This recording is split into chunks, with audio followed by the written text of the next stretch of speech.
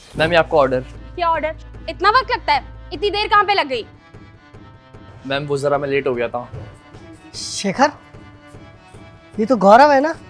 आज एक्सेप्ट कर रही हूँ, लेकिन आज के बाद अगर लेट हुआ ना तो कैंसिल कर दूंगी। तुम्हारी कंप्लेंट करूंगी वो अलग। Sorry ma'am. और ये डिलीवरी की नौकरी क्यों कर रहा है? ये तो कॉलेज गया था पढ़ने। एंड इसका मतलब ये हमें धोखा दे रहा है। इसकी पढ़ाई पे इतना पैसा खर्च हो रहा है और यहाँ पे डिलीवरी बॉय का काम कर रहा है। अरे आखिर बात क्या, चल के पता तो कर। चलो पापा, इसे मैं बताता हूँ, आज छोड़ूंगा नहीं। ओए, हम तेरे को पढ़ाना चाहते हैं इसलिए कॉलेज भेज रहे हैं और तू कॉलेज का बंक मार के यहाँ पे काम कर रहा है। भैया मैं आपको सब समझाता हूँ। तू अगर समझाएगा समझाऊंगा तो तुझे मैं अब घर चल के। तू चल घर, चल चल।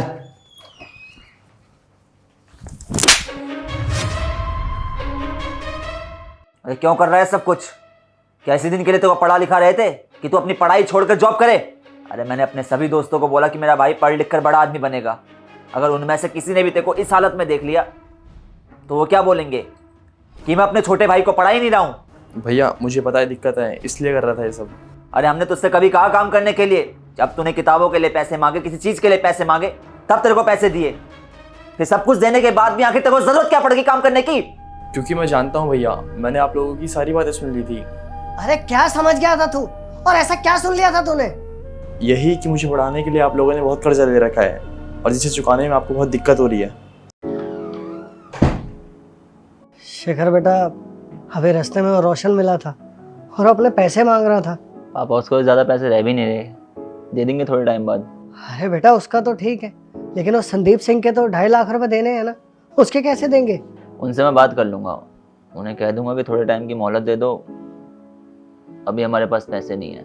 अरे नहीं बेटा, अब तो बहुत टाइम हो गया है। ऐसे हम कब तक लोगों को मना करते रहेंगे? लोगों को पैसे तो देने हैं ना हमने। और उसकी पढ़ाई पे ऐसे कब तक खर्चा करते रहेंगे? जब वो पढ़ लिख जाएगा तो अपनी पढ़ाई का खर्चा खुद ही उठा लेगा।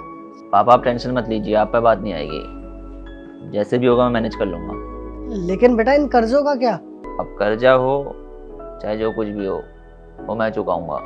भाई को पढ़ाने का सपना मैंने देखा है, तो उसे पढ़ाने के लिए जो भी पैसा खर्च होगा उसका इंतजाम मैं करूंगा। ठीक है बेटा, तू संभाल लियो। लेकिन मैं तो अब ये सोच रहा हूँ कि खुद पे प्रेशर ना लेके हमें घर ही भेज देते हैं, इससे सबके कर्जे उतर जाएंगे। घर भेज दे? पापा अगर घर भेज देंगे तो फिर हम रहेंगे कहाँ पे? अरे बेटा वो तो बाद में देखा जाएगा। जब बात उसे पढ़ाने की है तो रिस्क तो लेना ही पड़ेगा ना। और जब वो पढ़ लिख जाएगा तो अपना कर्जा उतार देगा और हम अच्छा घर खरीद लेंगे। नहीं नहीं पापा, हम ये घर नहीं भेज सकते। आपने इस घर को बड़ी मेहनत से बनाया है, एक ही घर ही तो है जो हमें जोड़ कर रखता है, और अब सेविंग्स के नाम पे भी हमारे पास एक घर ही बचा है। मैं कैसे भी करके उन्हें मना लूंगा, उनसे बात करूंगा कि थोड़े टाइम की मोहलत और दे दे वो हमें, हम पैसों का इंतजाम करते हैं। देख ले बेटा, जैसे तुझे ठीक लगे। हाँ पापा, मैं अपने हिसाब से देख लूंगा, आप टेंशन मत लीजिए, मैं करता हूँ कुछ।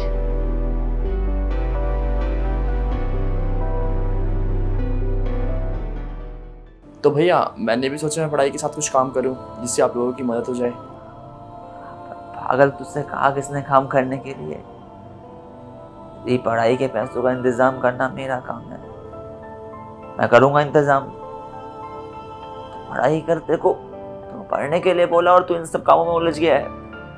भैया लेकिन मैं आप लोगों को तकलीफ में कैसे देख सकता हूँ जब मुझे पता हो कि तकलीफ मेरी वजह से ही है।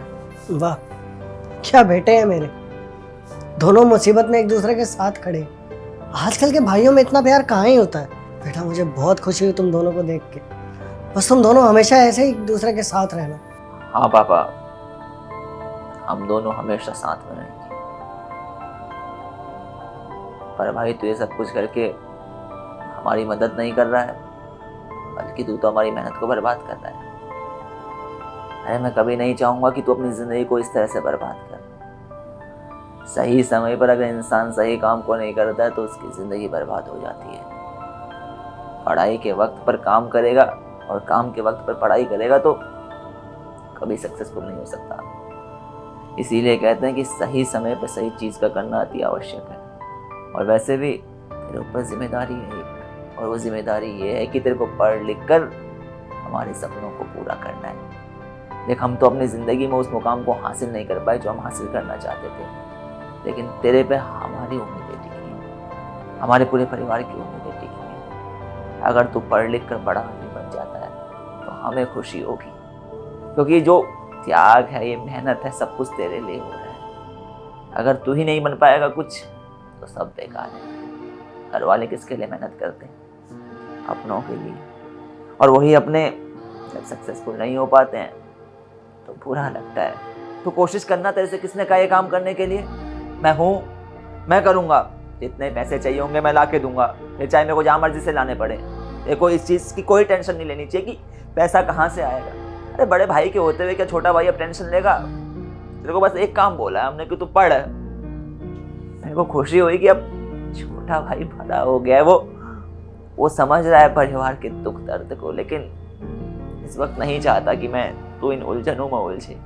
मैं चाहता हूँ कि तू सिर्फ अपने टारगेट की ओर फोकस कर, अपने लक्ष्य की ओर फोकस कर, क्योंकि तू सक्सेसफुल हो गया, हमारी मेहनत सफल हो जाएगी। और अगर तू ये सफल नहीं हुआ तो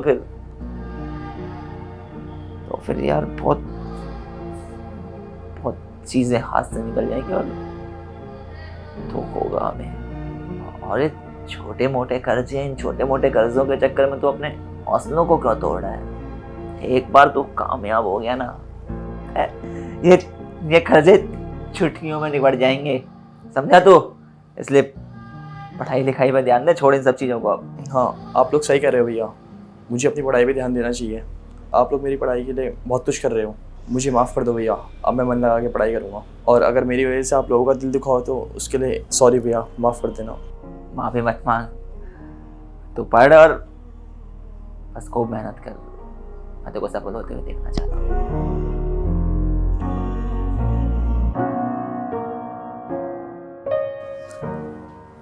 तो यार सबसे पहले तो आप लोग ये बताएं कि आप लोग हमारी इस वीडियो को कौन से शहर से देख रहे हैं। बेसिकली इस कहानी का मेन उद्देश्य यही था कि सही समय का चयन करना अति आवश्यक है। अगर हम सही समय पर सही चीज़ों को करते हैं तो चीज़ें हमारे पक्ष में होती हैं। सफलता की ओर हमारे जो कदम होते हैं वो और तेज़ी से बढ़ते चले जाते हैं। इसके विपरीत अगर हम सही समय पर सही कार्य को नहीं करते हैं तो फिर चीज़ों में देरी आती है, और जो चीज़ें हमें पहले मिल जानी चाहिए थी वो चीज़ें हमें लेट से मिलती हैं, या फिर कई बार ऐसा होता है कि वो चीज़ें मिलती ही नहीं हैं।